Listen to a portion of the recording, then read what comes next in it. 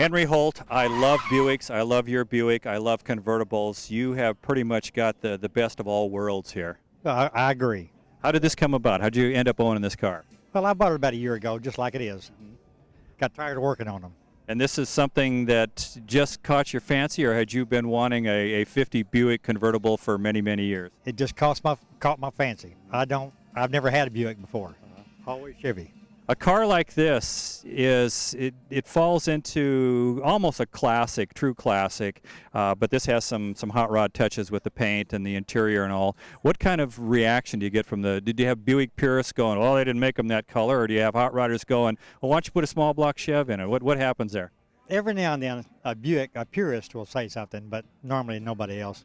If they say, no, that's portholes aren't supposed to be like that, then I say, well, that's aftermarket, but I love the hot rod part of it too. So, a car like this has always been popular to a certain segment, but 20, 30 years ago, this particular body style wasn't sought after heavily by the hot rodders to customize. And then as years progressed, people began to appreciate what a gorgeous design this was. Where were you in the camp way back then?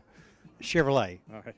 Now, about the only thing I used off Buick was like 52, 53 side chrome on Mercury's. Other than that, that's about it. My 54 Olds had 57 Buick hubcaps on it. If you couldn't afford chrome wheels, that was the next step. Or you have a hot rod and you put Buick taillights in it. Exactly, perfect. What's the? We were talking to a gentleman earlier who's 77. He has a 32 Ford that he has owned since 1948.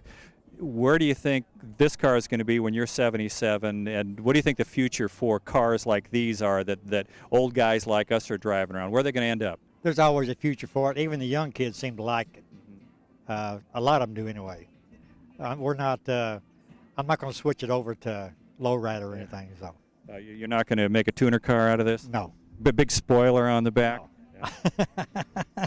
Not hardly. Well, Henry, this is a beautiful car. You can be very proud of it, and thanks for being on the show today. Well, thanks.